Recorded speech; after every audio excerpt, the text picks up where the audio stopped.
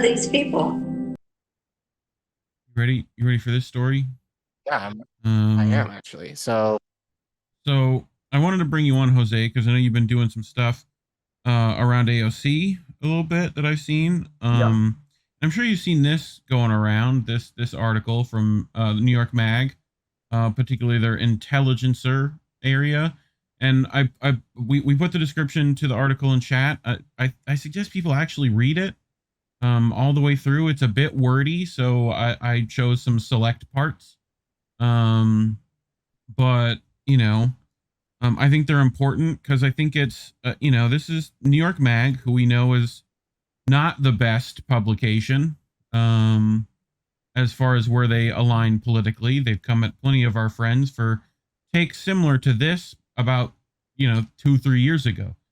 So but it feels like they're starting to figure it out, kind of. But we'll get into it. So AOC's recent appearance on the Pod Save America podcast had, for me, particularly, who was it? Freddie deBoer. The feeling of a final disappointment. The kind that's a little sad, but brings a set of quixotic hopes to a close. AOC appeared on the popular Crooked Media show to announce her endorsement of Joe Biden for president in the 24 election.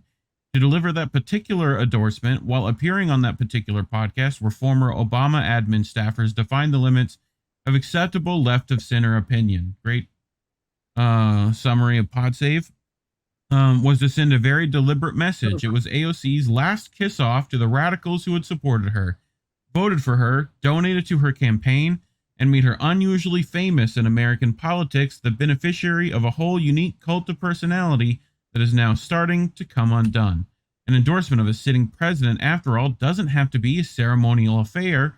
Ocasio-Cortez could have sent out a tweet in making her announcement in a forum where the hosts were saying that a vote for anyone but Joe Biden was a vote for Donald Trump, which we know is bullshit.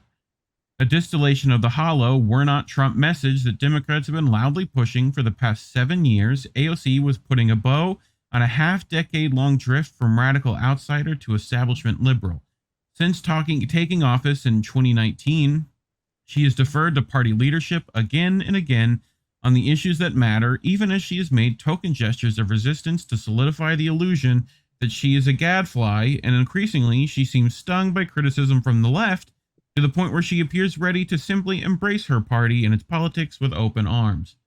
I feel like some of that criticism is personally because of Jose. I blame you, Jose, for that criticism.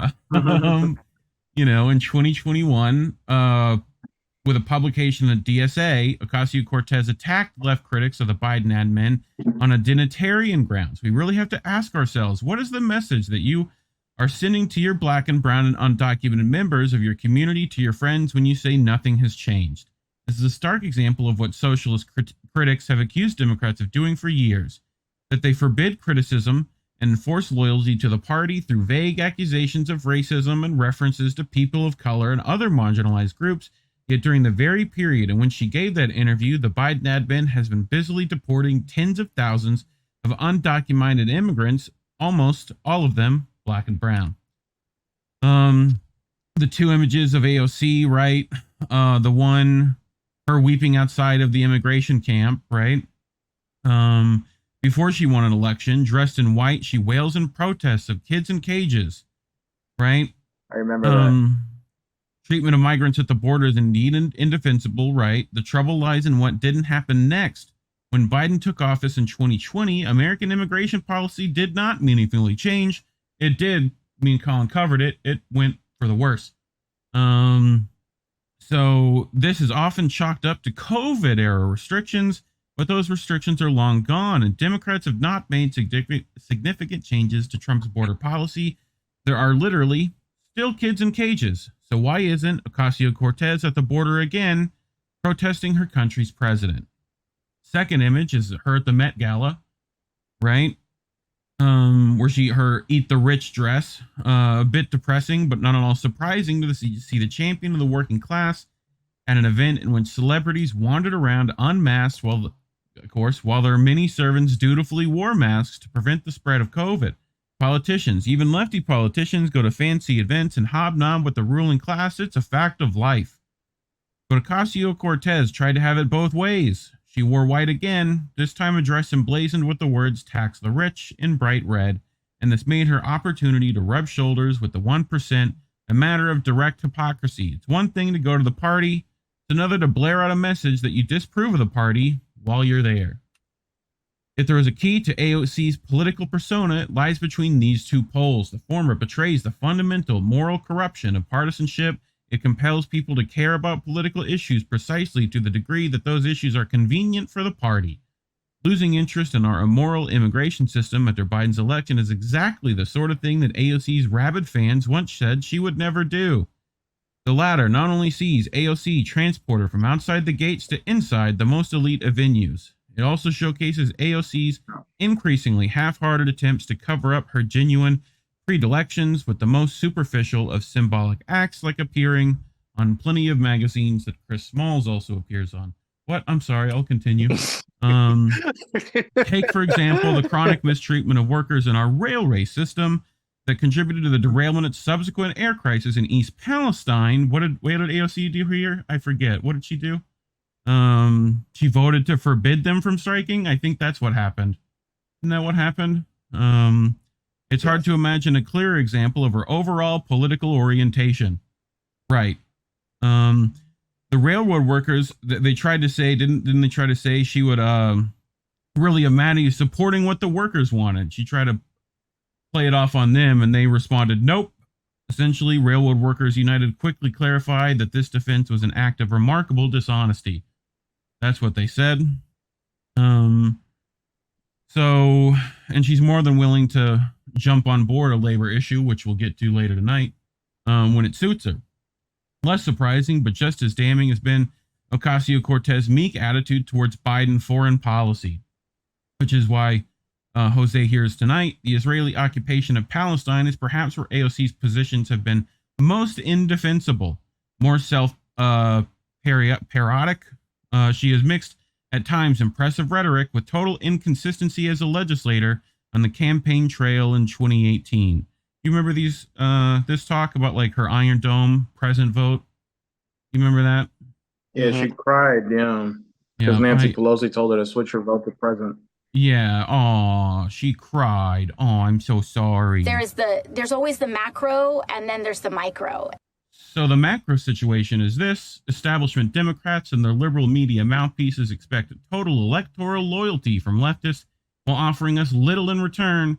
As the Pod Save America crew demonstrated, the party establishment barely attempts to hide its contempt for its leftmost flank, but as the consistency of third-party voting in presidential elections so, the tactic of shaming voters has limited effectiveness.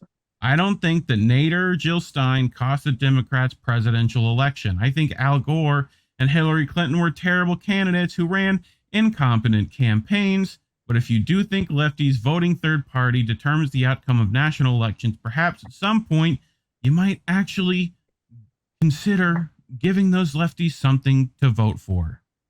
Wouldn't that be nice? Pokemon, go to the polls. So, yeah. Anyway, so this is that article. You know, here's Nick talking about it. All these people who used to get mad at me for bashing AOC are now forced to admit what we've been saying for years now. Sad thing is, these democratic socialist types will never apologize for attacking us for telling the truth about AOC before it was cool. And member Misty here, I've already accepted all the apologies I will never get. Savvy Sabs also weighed in. I remember when the outlet praised AOC. Meanwhile, some of us tried to warn you that she was a careerist. Better late than never. Also, like some other people we know. It's interesting that they'd even publish this article and go after the media darling, says Jose Vega. Who's that guy? Yeah. I wonder. Speaking of that guy, my friends and I visited AOC in her Bronx office to tell her we don't want more warmongers in Congress. She endorsed Biden the same day he sent cluster bombs to Ukraine. She's weak-willed, spineless, phony, and an upholder of the war establishment. So we got her a gift. And here's the gift you brought her. If I remember correct. Hi everyone, my Twitter friends and followers, you already know the deal. We're back at it again. We got the posters printed and we decided Hello, to YouTube? visit our favorite congresswoman. You gotta get that fiber optic. AOC, who Supposedly, relocated I her got office it. just down the we're back at it again. We got the posters printed and we decided to visit our favorite congresswoman, AOC, who relocated her office just down the block from where I live. I'm a proud Bronx resident, and we actually wanted to deliver both a gift for her, one of the posters, because we believe that this perfectly encapsulates what her position in Congress has become, establishment. And we were going to deliver a message, if not to her staff. I'm sure she's probably not here herself physically, but I'm sure her staff is in there, and we've rung the bell 3 times now to get in. They have a little camera thing here, so I'm sure they don't want to let us in. And, you know, maybe that's a little embarrassing for them. The message we were going to deliver to the staff for AOC is that every single person that's standing behind me here and the person behind the camera once believed in AOC as an anti-establishment figure. Okay, we once believed that she would stand up against cluster bombs being sent to another country. We once believed that she would be an anti-war congressperson. And now she endorsed Biden on the same day that he announced he was going to send cluster bombs to Ukraine. So, to commemorate our coming here and not, you know, being able to deliver our gift, we're actually going to leave her a gift. So, we're going to do 2 gifts here. We're going to do everything on this. So, we'll just, you know, slide that under the door. Yeah. Good for you, bro. Yeah. That Put was it up fun. high This was so a she fun can't thing reach to do. it. Because you know she's like, what, 5'2" in heels? Something like that? How tall is she? Well, we'll see if the... I'm sure like she got it about that. Yeah. She could reach that one. You know? You should point to the address so anybody in the area. So, you know, good stuff. That's good enough. Yeah. YouTube, what are you doing to me? People should come and, you know, talk to their congressperson or their staff and let them know how they feel about the Ukrainian war, let them know how they feel about cluster bombs, and demand that AOC either fight for us or get the hell out of our way. And that's what we're here to do and send the message. So stay. Well, did you feel bienvenido while you were there? Where you felt super bienvenido? It's so funny, actually, that I found that office because I was actually looking for Richie Torres's office because I was doing something completely different. There was a exhibit here at the Metropolitan Museum of Art. We keep AOC in the basement. That's funny. I was doing something. They were doing an event which is very important for understanding where Black history comes from. It was an Arthur Schomburg / Juan de Perea exhibit. Right. And I wanted to contact my congressman, who's an asshole. His name's Richie Torres. But I thought, okay, well, this event supersedes what I think of him. And if he can get an email blast to his constituents who are Afro-Latino, because Juan de Perea was Afro-Latino, and so was Arthur Schomburg, which this exhibit's about, and it's free for New Yorkers, they need to go see this. And if he can, it's a positive PR move. You know what's funny? His office did respond to me. AOC's office did not respond to me. They completely ignored me, even after I sent it in on another email too, just as a concerned constituent wanting to spread Afro-Latino history and awareness. But irregardless of all that, that's how I found the office. It turns out that she took over Richie Torres' old office because of redistricting or something. What I want to get to, though, with this entire story is that there's something interesting going on in the Democratic Party. There's something bigger happening here because you can't see this as a singularity. You have to see. Sorry if you hear my cat meowing in the back. He likes to play with me at this time, but that's why he's like wants my attention. But you can bring the cat on. Get us in here, please. All right, I'll try and I've been trying to like throw treats at him to come play with me, but he's adamant he wants to play. Anyway, there's something bigger going on here. You can't see it as a singularity because I do think it interesting that the media would then put this out in a mainstream article like this. What's going on? Well, Yeah. Jamal Bowman has been challenged. Yes. There's two IPAC candidates actually who are going to go after. There's one already officially declared who's like ready to challenge Bowman for the primary. Then there's another one who's the Westchester County executive. I keep telling people this. New York State Dems are a completely different breed, okay, than any other Democrat in the country, because most of the powerful congressmen are here. Chuck Schumer is here. He's like one of the biggest senators right now. He's the Democratic Party fundraiser, the number one guy. It's also where Wall Street is, right? New York State Dems have the most controlled part of New York. So they're doing a move here. Is it simply on Israel? I don't know. But it's important to take note, that everybody take note about this, because they put this article out as rumors are circulating that Bowman is going to be challenged. We know one guy is, the other guy is the Westchester Executive County, who everybody likes in his district, apparently. There are people who are happy about the change. That this, here you go, Ozzy, there's a treat. There are Westchester, there are people who are happy that Jamal Bowman is going to be challenged. I do believe elections may not be, how do I keep this YouTube friendly? No, we can say that now. They changed it. We can say they're rigged. Okay. Things are rigged. It's okay. They're rigged. Yeah, they are rigged. They're trying to do something here. They are going to eat themselves alive. In other words, they have no problem throwing the progressives under the bus now. Oh, no. You know why? Because they are going to a hardcore pivot now. All right. You see it with the Ukraine war. They have no intention of slowing down. Because you see it with Putin's a madman. Yeah, you see it with the fact that the Democrat cities that are all, I mean, it's Republican cities too, but you see it the fact that all of America is collapsing right now. They have no intention of solving it, right? So the question that should be asked is like, why are they throwing the progressives under the bus here? I think Israel is definitely a big one, right? Because I think virtually 95% of the Congress is all in favor of Israel getting all the money they want and all the Iron Dome they want. So I'm sure that plays a big role in it. Well, and but their also, money they get from Pfizer and Moderna and stuff that they've been happening over there, as well as their NATO support that Israel is willing to give, you know?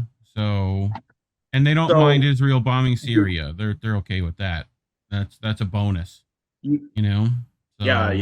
You know, I've been like knee deep in like the whole Israel thing because I really want to understand it, because I'm awfully disappointed in RFK Jr. As are we. And I also had some people on my what? As are we. Oh, as a view. Yeah.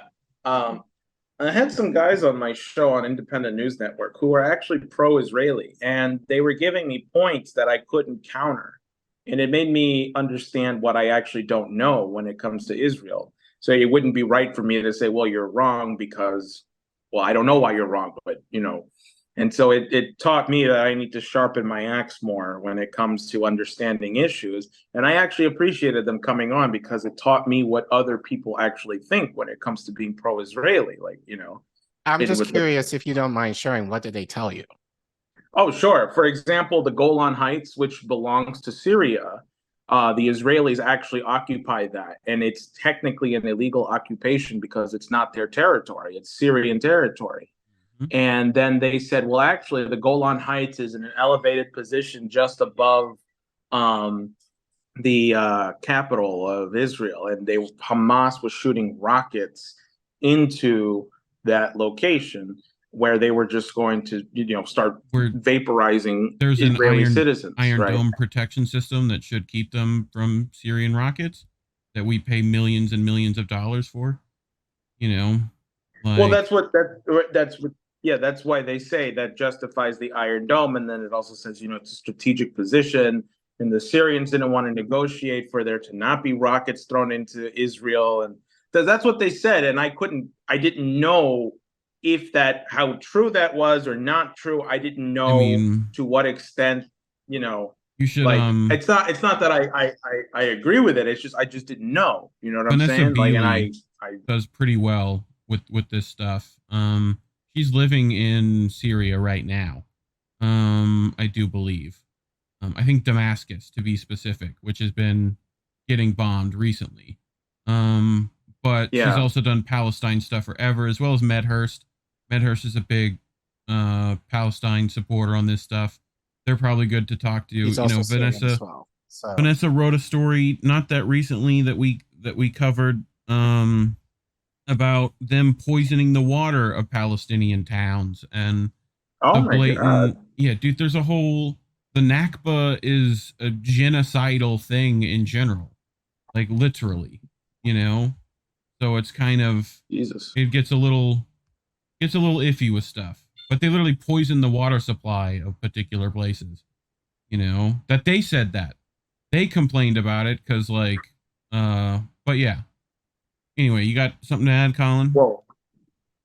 Yeah, I'm just also curious, did you or these people that you talked about mention anything about Zionism at all? Did that come up in your conversation? Yeah. What was it that he said? Well, I said, you know, Zionism in the 80s was classified as a form of racism by the UN. So the UN had a majority resolution, and I asked him what his response to that was.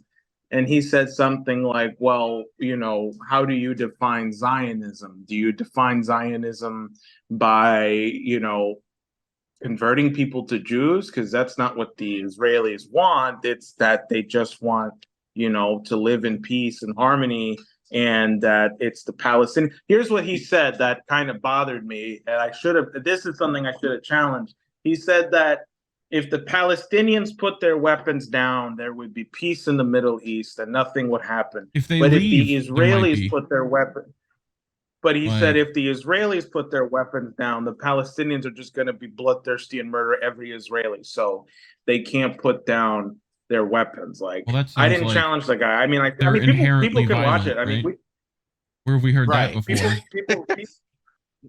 People can watch the show. It's on my YouTube channel. It's actually age restricted. You have to like sign in, and then you have to confirm. Yeah. I mean, it was a good show because we didn't just talk about Israel. We talked about a whole lot of things, and they were funny. But we're talking about Victoria Nuland, the Ukraine war, and that's another interesting thing is that some people they have their opinions on Israel that I don't agree with. But when you talk to them about Ukraine, they're like, "Oh yeah, no, it's a proxy war. It's totally a proxy war," you know. And because I find that a lot in the street too, especially here in New York. I find people who might be okay with one issue or another. When I mean okay, like they'll understand the history and the truth behind it, but they actually don't. But then they're really lacking in something else, right? So it's like they don't have like an overarching view of something. They might just be good on one or two things, but not on everything. So yeah. I'll just say this kind of real. Go ahead. Go ahead, Reef. No, I was just going to continue. I'll just say this. I'll just say this kind of quick to you, Jose. The issue, and actually, we kind of talked about Zionism a little bit in our stream last week. I'll send you the clip afterward, or at least where we kind of talked about it a little bit. But I think generally in the space we need to have a better idea of what Zionism is. I think people talk about it, but not necessarily clearly define what it is. So, but I think there's kind of people associate Judaism with Zionism, which is not, they're two totally different things. Yeah. But the idea of Zionism is that it's tied to imperialism. The idea behind Zionism is back around the turn of the century, essentially the Zionist lobby in order to retake what they believed was Palestine at the time, which they considered the Holy Land, which at the time was occupied by the Ottoman Empire, the Turks.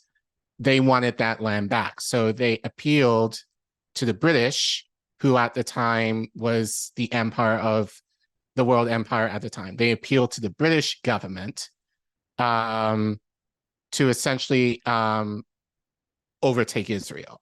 So Kwame Ture spoke about this years ago. And the idea that he brought up was if something belongs to you, you don't appeal to the enemy in order to take it. So that's the issue with Zionism, is the idea that they use imperialism in order to take their land, essentially take their land back. So that's a very basic view of it.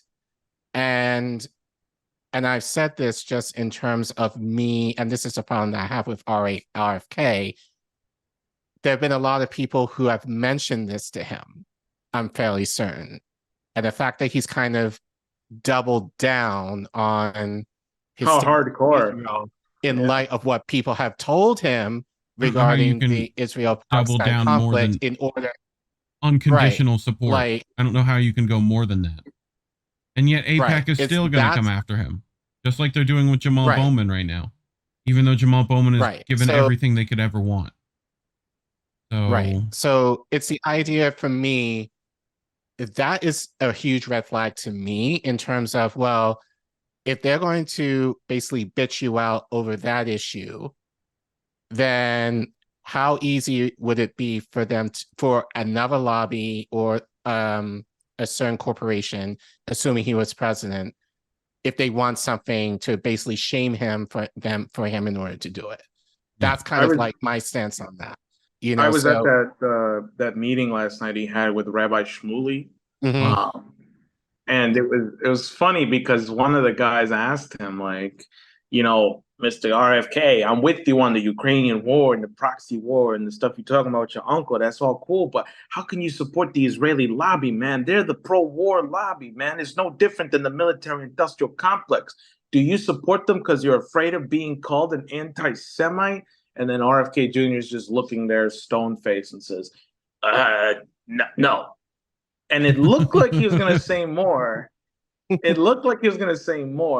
But then he just finishes by saying, that's not why I support Israel. And you could have interpreted that. It's like, oh, man, I wish we had really good playwrights or poets today, because you could have interpreted that as him saying, without saying, they have a gun to my head, and this is why I have to support Israel, right? Or, you know, my wife will divorce me if I don't, you know, I don't know. Like, that's what it kind of felt like his body language was telling me. Like, he wants to, like, it's not because he might actually believe what he says, or it's that they're threatening him with something. I don't know. Mossad works on the Well, I think we're not paying attention partially. And we all are. Like, we're not single issue voters. We pay attention to all of it. We may like you on one or two things, but if that's all you got and you're bad on everything else, then good luck.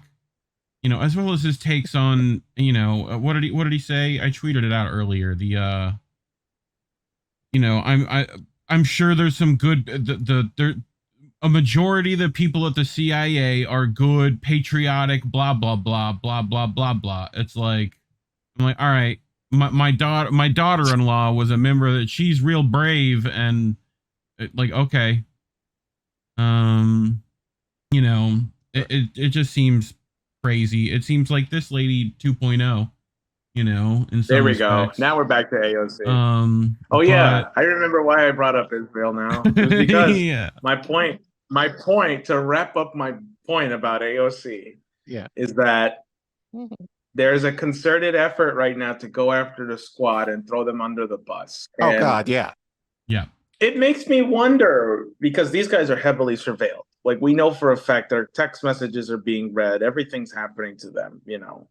Were they planning on something to do something that might have actually, because the only times we've ever seen the media go after Joe Biden is when Joe Biden has said something slightly competent on Ukraine. And then all of a sudden, hey, guess what? The Hunter Biden laptop stuff, that was not disinformation. That was real.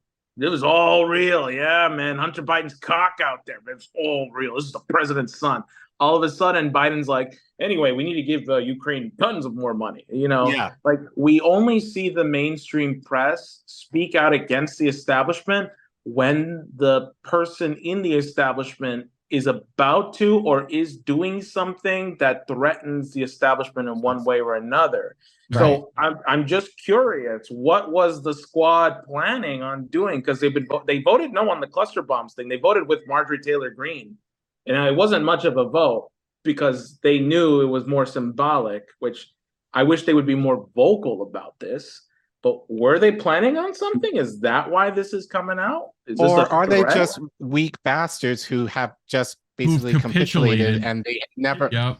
and they weren't liked anyway? Hakeem Jeffries has notorious, not now, because I'm sure he's realized or at least been talked to that he has to chill. It's like those high in school terms date of going movies. after.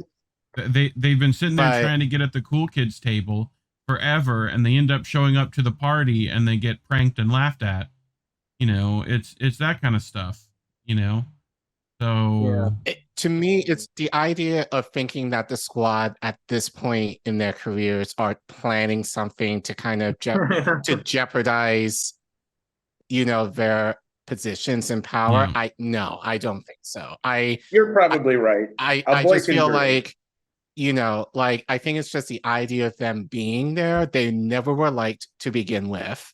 They were never wanted there, and they've been doing everything in their power to get rid of them, but get rid of them in a way that doesn't point fingers at the establishment directly, like, oh, they're intentionally, you know, trying to get rid of the very people that a lot of people somewhat like. So, so I wouldn't give them any credit at all for them trying something. Otherwise, they would have done it already, I would argue. You have a good point. And they've had plenty of opportunities to do something in terms of challenging the Democratic establishment all now.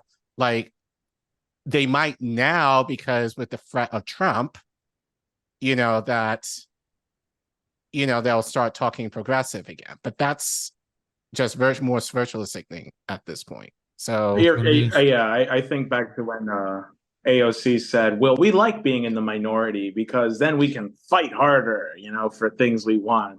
Say, okay, so you only speak up when you know you can't pass the votes or for stuff you need. Yeah. Exactly. I wanted to, okay. Well, you know. I wanted to shout out Iron member BigMadCrab for making this artwork you used. Yeah. We appreciate that. You know. So I have the link to the Etsy listing for people below if they want to support that. And go grab you. Thank you. Yeah. Go grab you a war poster. Does it come in blacklight velvet? Because I'm down. You know, I don't. like you used to get a Hot Topic. You know what I'm saying?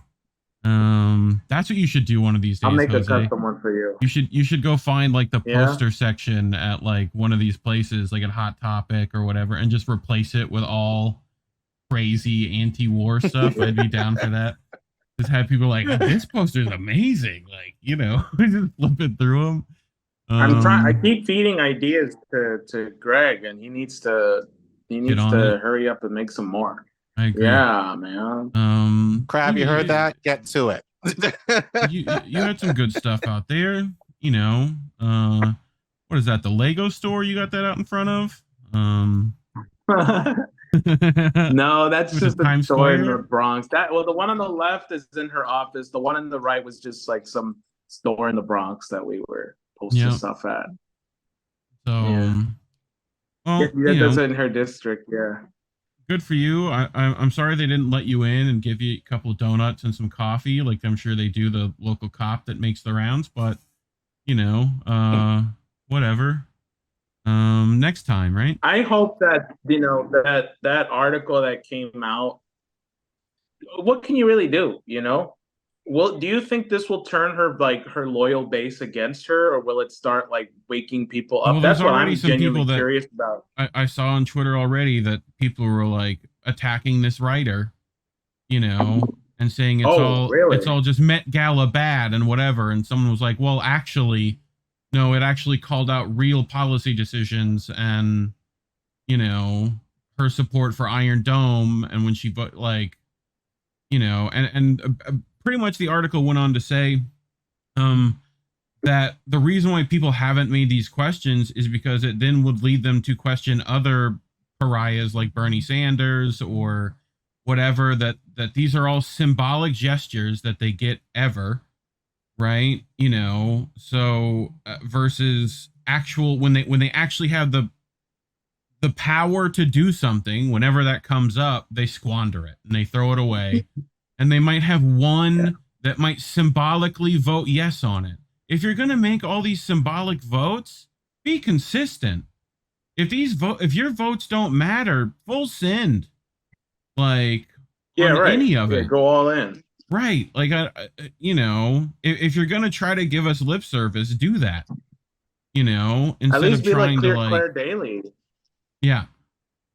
Yep. or Mick exactly. Wallace. Like those guys are like such a minority voice in the parliament, but Yeah. like they're always like so strong and vocal. Like that's what we need in the Congress from anyone right now. And like when it comes from unlikely places, we're like, why is Marjorie Taylor Greene better on Ukraine than AOC, right? Like these things should not make sense, and they do make sense, right? Why is Yeah. Matt Gaetz, a Republican from Florida who loves the military, saying we need to get our troops out of Syria?